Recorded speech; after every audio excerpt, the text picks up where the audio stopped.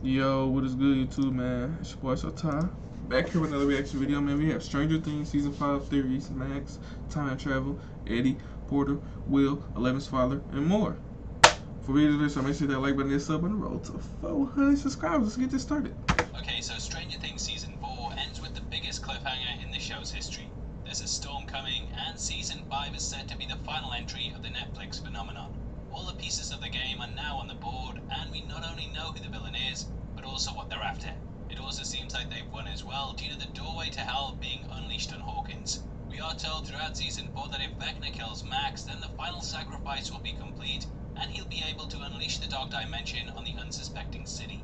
This is why the gateway opens, as technically he does kill her, even though she's brought back.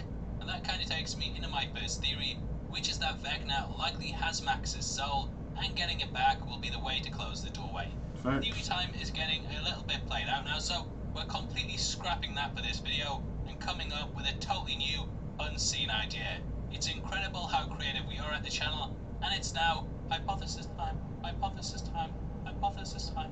Shoutouts Ryk here for that one, and I think that all those that have died in the Upside Down might exist within Vecna in some way.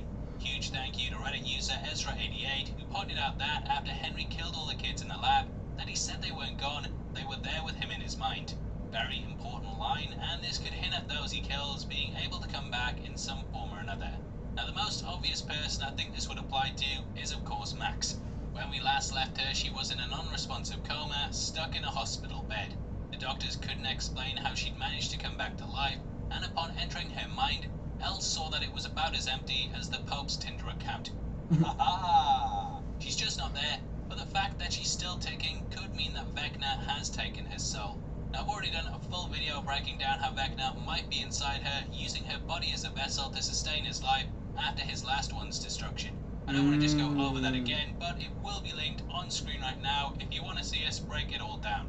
Anyway, moving on, in the complete opposite direction to that, if Max is inside Vecna's mind, she could end up coming back to her body after his defeat.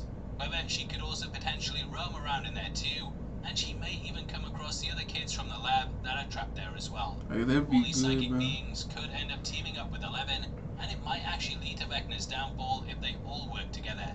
There was this big section in the season where they talked about how Max actually managed to enter Vecna's mind at the Creel house, and this is how she escaped, hinting at this potentially coming back around. Huge shoutouts to Thing's story, but also theorizing that if bad memories kill someone, that happy memories could be used to also bring them back.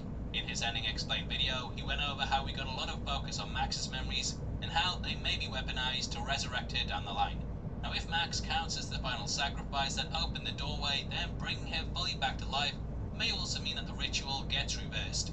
That seems to be the main reason why the dimensions start to tear across the town, and therefore if she's fully resurrected, it should start to close it off. The portals in the area appear at the spots that his victims were killed, and this includes things like Eddie's trailer, the road, the lake, and the attic in the Creel house. Their bodies are also strung up in Vecna's home, so potentially saving characters like this could bring them back and close the portals. This idea of characters coming back is also being heavily discussed in the case of Eddie. Guy played his final concert in the series, and he was killed by the Demobats in the last episode. I've seen tons of fan theories for how he's alive on my videos, including that their poison only paralyzes people, how he could have ended up being trapped in Vecna, and a lot more. I do think he's dead, but Joseph Quinn, who plays Eddie, also had some ideas for how he could come back when talking to the Radio Times. He said that both he and Joe Keery had been firing ideas backwards and forwards, and he said that they'd come up with a few. This included a supernatural element like him being resurrected in the Upside Down, or even something as simple as him just appearing as a vision in Dustin's mind. Because of this, I think he could be brought back in the same way that Billy returned. If we look at Dustin, he fits the mold of being one of Vecna's victims. Like Max, he likely harbors a lot of guilt over Eddie's passing. Just like how Billy ended up being the reason that Vecna was able to strike, this could end up being the case in Dustin. Right. If this ends up being true, then Eddie could end up being used as a way to taunt him. Let me know below if you agree or not, and if you're enjoying the video so far, then please hit the thumbs up button, and also don't forget to subscribe for videos like this almost every day. If this is your first time here, then welcome to the Heavy Spoilers Show. I'm your host Paul. Now let's get into the rest of the Stranger Things theories.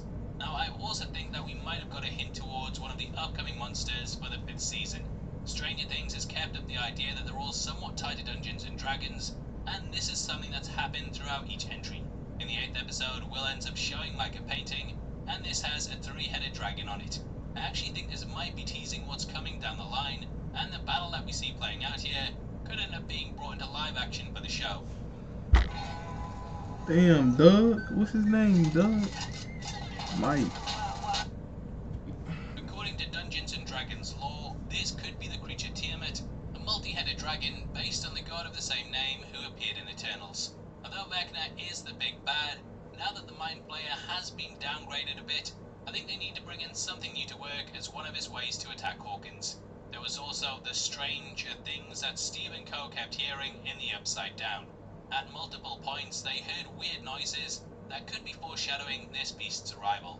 This would be a great way to set that up, and hopefully we get something along those lines come the next season. Also, Will, just tell him, mate, yeah? Just tell him, we all know, everyone knows. Now, Will could also be instrumental in defeating Vecna, as he clearly still has a connection to him.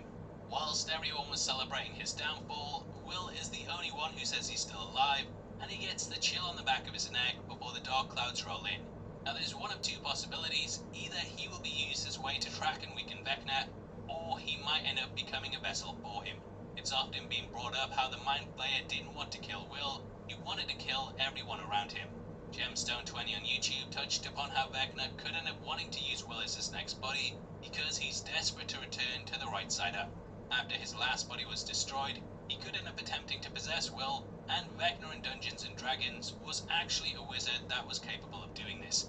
Vecna could possibly be existing in the shadow particles right now, and he might have taken on the Mind Flayer form now that he's free from a physical body.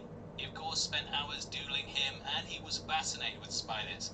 Makes sense that he tried to take this on in the end, because the kid, he just bloody loves them. Now there's also a lot of theories at the moment floating around that Henry is Eleven's biological father, which explains how she has her abilities. I think the whole real dad twist is kind of getting overdone a bit recently, and though I like it in The Boys, Star Wars and so on, I hope they avoid it with this. It is important to bear in mind as well that Eleven's dad already has the in-canon name of Andrew Rich. Plus I'm sure Henry was taken to Brenner's lab as a kid, and that's where he stayed until we meet him later on in the series. I doubt he was hitting up the town and getting women pregnant, so you kids, yeah? You take your bloody fan theories and you shove them up here. Now lastly is the idea that the group might have to use time travel to defeat Vecna. In many ways we've had nods to this throughout the season, as the clock has appeared at numerous points and there's been a big focus on the past and present. Hell, even the Upside Down is stuck in 1983, aka the day that Will entered the Upside Down. So technically, going back there is like stepping back into the past, and there may be ways inside of it to reverse time further back than that. Very little is known about the dimension, and when we see Vecna first exploring it, it looks completely different to how we typically know it. Time is a weird thing in the Upside Down that definitely doesn't work the same way as it does for us, so I do kind of hope that they start exploring that. There might even be a case of reversing time in some way to stop Vecna when he's younger, and they might even travel back to the day that he was sent to the Upside Down and stop him from going to it. This would reverse all the events, kind of the show, but that might be the way to stop him and bring everyone back, because that's what we really care about. And we also think that 11 will fly next time, as there's been a lot of talk about this. Mike said it, Brenner's said it, and there's also the Supergirl reference that pops up in the finale. Clearly hints towards this, and this might be how she travels through the Upside Down at great speeds. Anyway, that's the end of Hypothesis time, and I'd of course love to hear your thoughts below. Also, Steve, he's gonna Nancy. Now, the series is rumoured to be returning in 2024, so there's plenty of time to talk about what we think may happen. We're running a competition right now and giving away 3 copies of Everything Everywhere all at once on the 15th of July, and all you have to do to be on the chance of winning. Oh yeah, man, Stranger Things Season 5, 3's Max, time travel, all that good stuff. It's a good vid, but I'm not gonna lie, man. Y'all let me know y'all 3's down in the comments, man. That'd be it for the vid.